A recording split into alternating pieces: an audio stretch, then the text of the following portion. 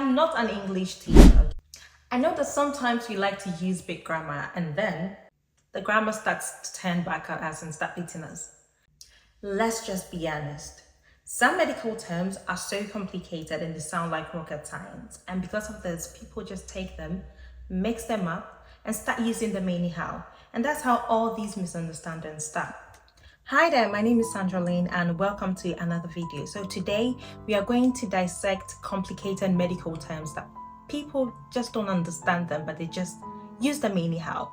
Why? Because, they want to sound like intellect, but they don't know or they don't notice that they are using them wrongly.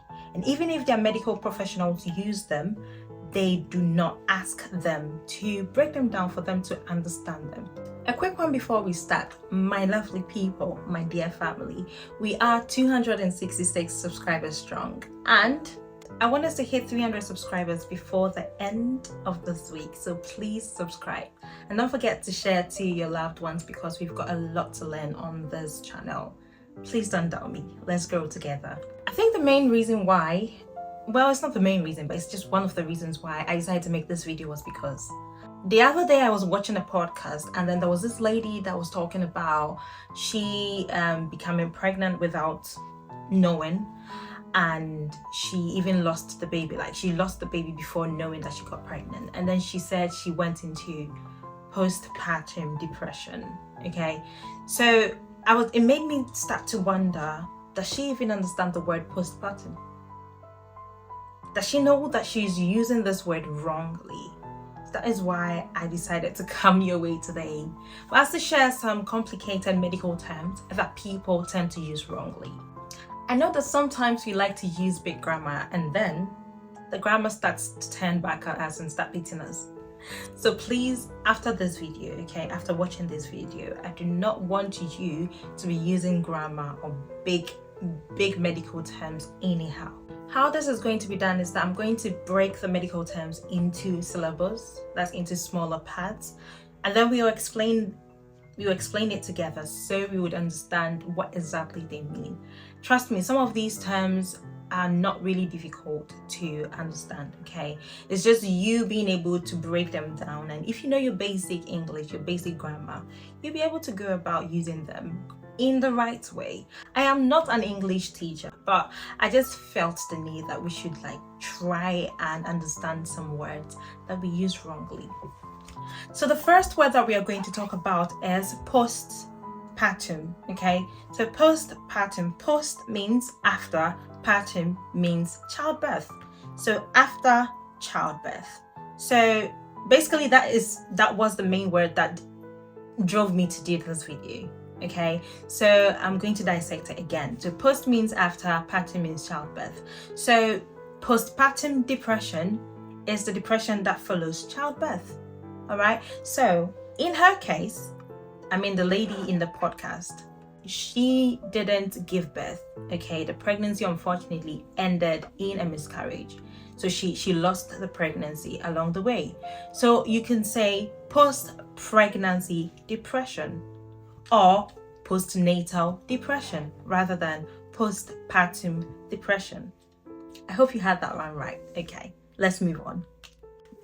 Now, the rest of the words that we are going to be discussing are actually words that I've heard people misuse most of the time.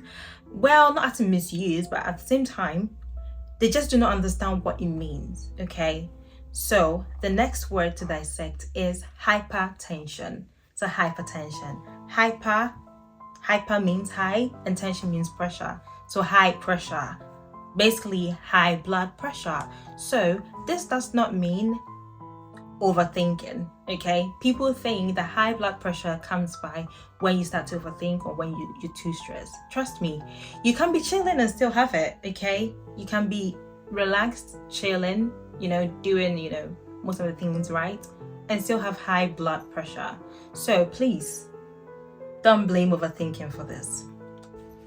So now on to the next word, which is actually the opposite of hypertension. So we're looking at hypotension. So hypo means low, tension means pressure, as I said, so low pressure. So meaning low blood pressure, okay? I know a lot of people misunderstand this word to be the same as hypertension, and I think I've heard people with low blood pressure go around saying that they have hypertension, which isn't actually the right word to use. Okay, so it's actually the opposite form. So low blood pressure is low hypotension. So please, this is more like you going around saying that short people are tall. Sorry to say, but yeah, you should know the difference. The next word to look at is psychosis. So psychosis, let's break it down. Psycho and sis. So psycho means the mind, and sis is a term for condition. Okay, so psychosis, in other words, you could say a condition of the mind, kinda, right? So this is actually when somebody loses touch with reality. So it can be that the person is hearing voices or seeing things that aren't there, which we term as hallucination. Please note that this isn't violence. Okay, somebody might be having this problem but not being violent.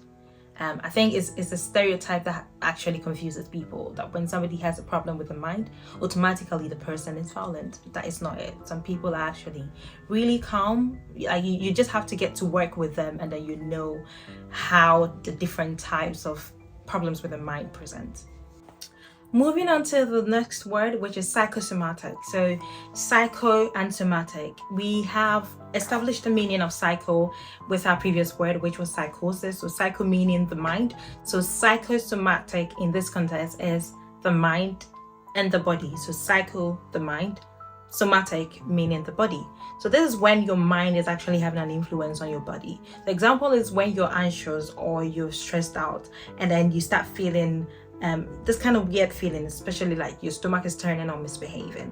Okay, this is actually your body's way of showing stress physically. It is real. It's not you faking it. I've felt that several times, and I know a lot of you out there have felt that too.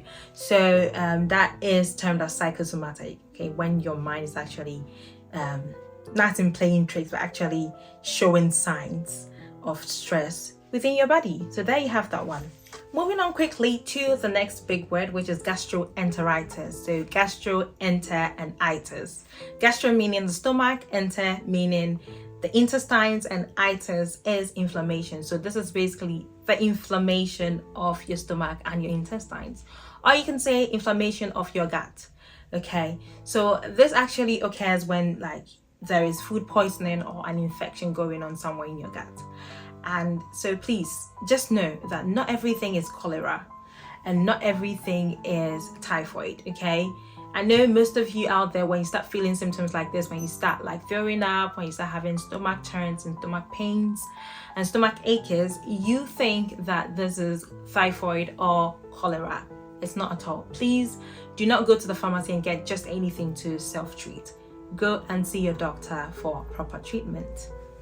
Moving on to the next word, which is also pregnancy related, and you'll be shocked by how people misunderstand this word as well. So this word is pre-eclampsia. So pre-eclampsia, pre means before, which I feel like a lot of people should know that pre is before. So pre is before, eclampsia means seizures during pregnancy. So this is when your blood pressure becomes dangerously high during pregnancy, and it is mostly followed with seizures. That is when, like, if care is not taken.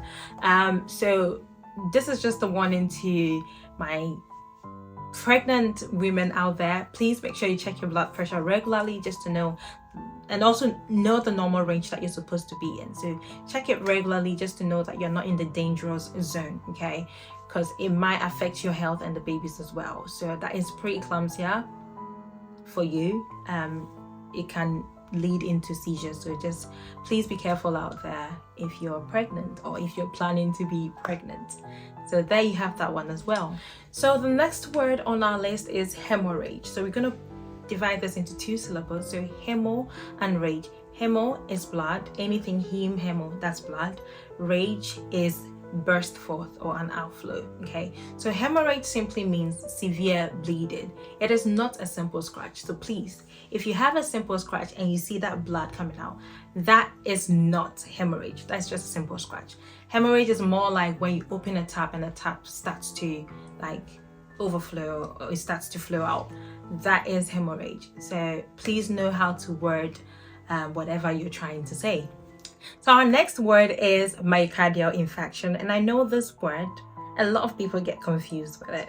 Okay, even with me, sometimes I get to use interchangeably with cardiac arrest. Oh my gosh! But we are here to dissect it and know the actual meanings of these words. So I'll just let you know that myocardial infarction is actually the same as heart attack.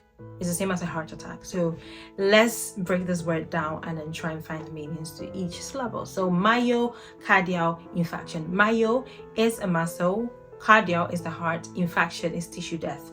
So this is basically when there is a blood supply problem or issue to the heart that causes the blood not to reach some part of the heart. So it's basically when the blood supply is blocked to some part of the heart, and this causes infarction, which is the tissue death. So there you have it. Myocardial infarction is the same as a heart attack. It's different from a cardiac arrest. A cardiac arrest is when the heart stops beating. When the heart stops beating. So now you should know that myocardial infarction is a heart attack, and a cardiac arrest is when the heart stops beating. They are two different things altogether.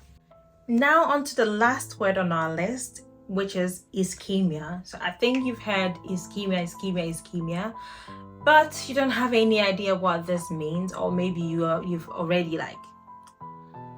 already formed your own understanding or your own definition for this word in your mind, but you should keep it, okay? I don't need to know. I'm here to actually tell you what this actually means. Let me know if it actually means what you had in mind. Let's break this word into two different syllables. So we have isch and emia. So isch is a blockage and emia is blood. So hem or hemo, as we said, that is like a prefix. That is when you're using it before the word. That is, it's also blood, but it's a prefix. Emia is like how do they say, it's a suffix. I don't know my English stuff, but emia is when it's used after like a word or at the end of the word. So ischemia is the blockage of blood flow. Okay, so this is basically the blockage of blood flow to anywhere that the blood is supposed to reach, and this tend to result in infarction, which we first actually defined as tissue death. So yeah, ischemia can lead to, or ischemia always leads to tissue death. That is if it is not noticed in time. There you have that one as well. Ischemia is not a germ, it's not an infection, it is the blockage of blood flow to wherever it's supposed to be. These are some of the words. Obviously, I didn't go through a lot. I actually decided to come and do this because of the podcast that I watched, and then I saw the lady misusing this word, and then I was like, you know what? I feel like let me just come out there and educate most of you, because I know that some of you might have watched a lot of videos or might have read a lot of books that you've seen these words and you don't understand, but because of the context in which they were used, you feel like you can use it. But please just know that you can't use these words anyhow. Please understand them before you actually use it, because you can't just be going around using words anyhow. We don't do it that way. Understand them and use them right. So if you learned something today, and even if any word that we have actually dissected today shocked you, please let me know in the comment section. And also, if you have any word in mind that you feel like is too big to understand, please also put it in the comment section, and then we will dissect them together, okay? And as I said before, we are trying to hit 300 subscribers by the end of this week, so please do not forget to subscribe. Right, so this is the end of today's video. Please don't forget to like, share and subscribe, as I said, and so we'll come your way again with other stuff. Okay, so thanks for being by, and see you in the next. Bye.